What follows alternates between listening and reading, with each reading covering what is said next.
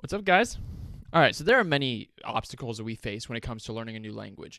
We might be facing new structures, facing new grammar rules, different things we never encountered before. In many cases, we need to learn how to make new sounds that we've never made before. There are many obstacles that slow us down when it comes to learning a new language. However, the main thing that holds us back when it comes to learning a new language is ourselves. We are our own worst enemy. So I want to take a minute to talk to you guys about that. So I'm very fond of the game of chess. It's a game I've been playing since I was a child. I play at a level of 1300, 1400, something like that. I don't really know. But I was playing a game of chess with a friend of mine who recently got into the game. And he is really accelerating in his skills. He's really becoming quite an excellent chess player. But I still beat him like 9 times out of 10 just because I'm more experienced and more practiced. That's to be expected to a degree. I was playing with him the other day, and I said to him, do you know what the main thing is that holds you back?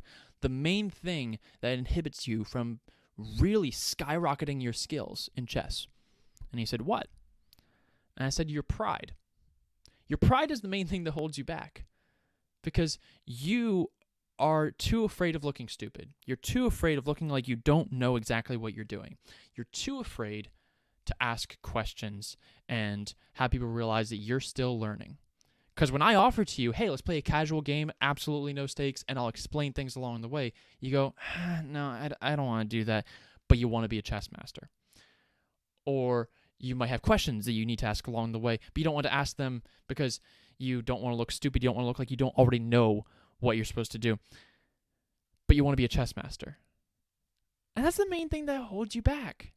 You're held back by your desire to look like you already know everything you're doing to a T. We do that with language a lot.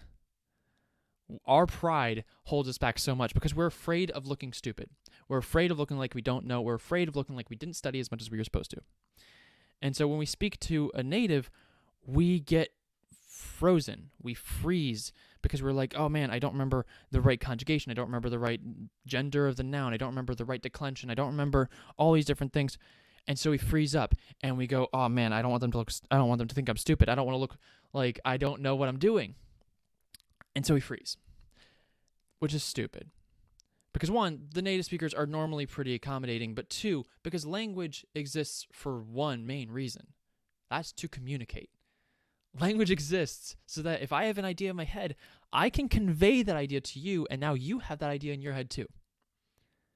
So if someone knocks on my door, for instance, and is trying to convey to me that their car broke down about 2 blocks from my house, and they need to call a tow truck, but they don't have a phone, and so they need to borrow mine, then they could say that, but if they don't have the vocabulary for that, they could just say, car, over there, no work, phone. And I would understand what they were saying. That's getting the idea across. That's communication. And we really hold ourselves back because we don't want to look like we don't know exactly what we're doing. We want to look like we're well-versed, like we studied this so well, like we're a native. That'll come eventually. But first we need to focus on basic communication. So I have a friend who speaks German with me, and I speak a much more, shall we say, grammatical French. I said French, German with him.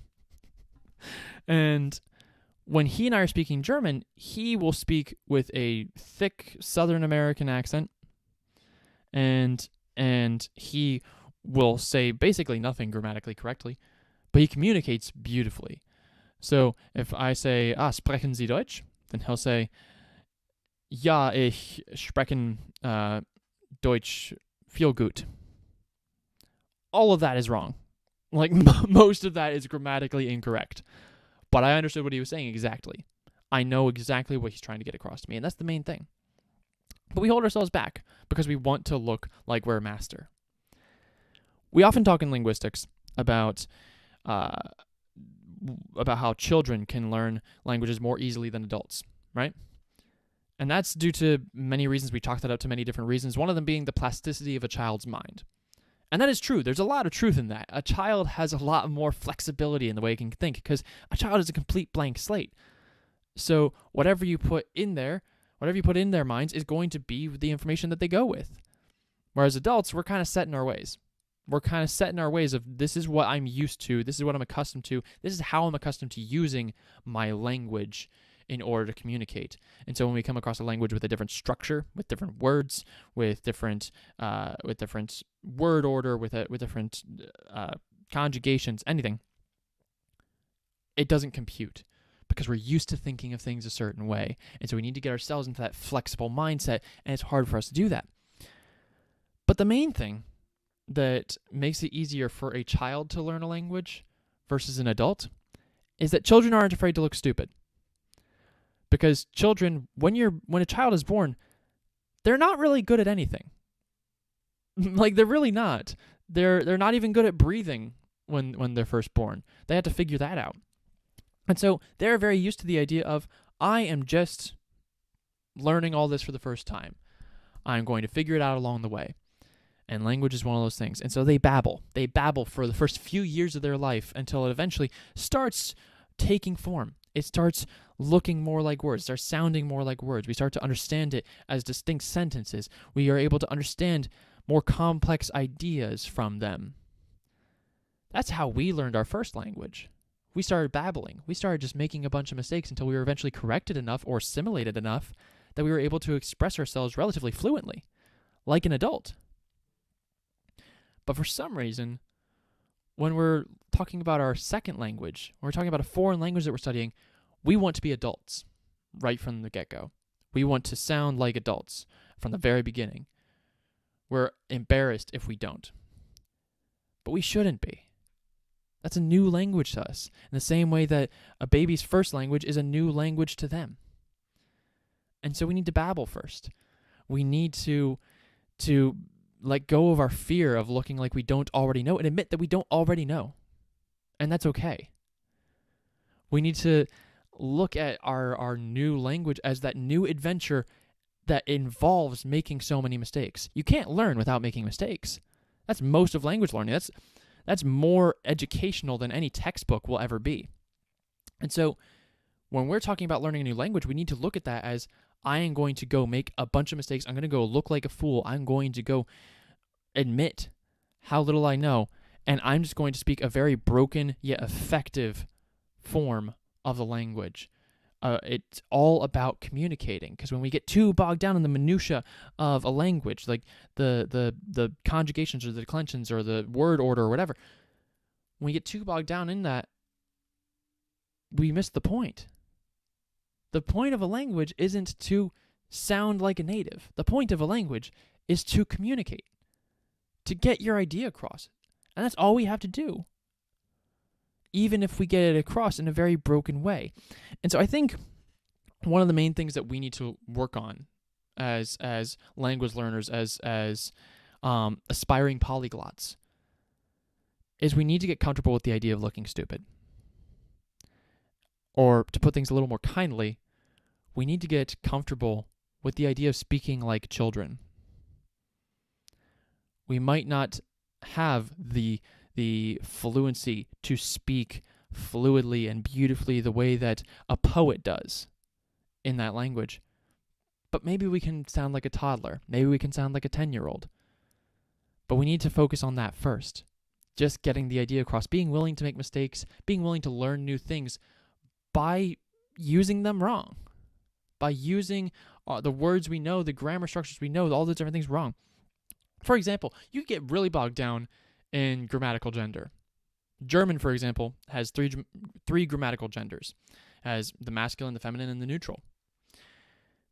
And so the word for the in all three of those is der, die, das. Der, die, and das. And I could worry about, is it der, die, or das Haus? Is it der, die, or das Mann? Is it der, die, or das Auto? I could worry about that so much. Or I could just say de and get it over with and then move on. I could say de Haus, de Mann, de Auto. Wouldn't sound like a native, but it would communicate. Because here's the thing. In terms of actually understanding what I'm saying, a German speaker doesn't have to hear der, die, or das. They just have to understand, okay, he's saying something to the effect of the. And once I say the noun, they'll get what I'm saying. So if I just say de Haus, they know I mean das Haus. If I just say de Mann, they know I mean der Mann. If I say de Frau, they know I mean die Frau. I'm just focused on communication. I'm not focused on sounding like a fluent adult. I'm admitting that this is a new language to me. And that's really an important part of what we do. So,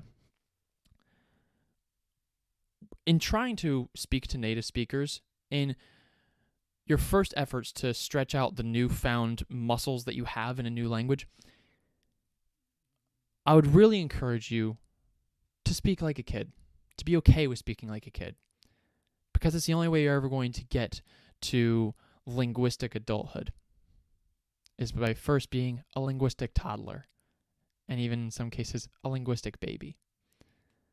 But just get your idea across at all costs, and the rest will come later.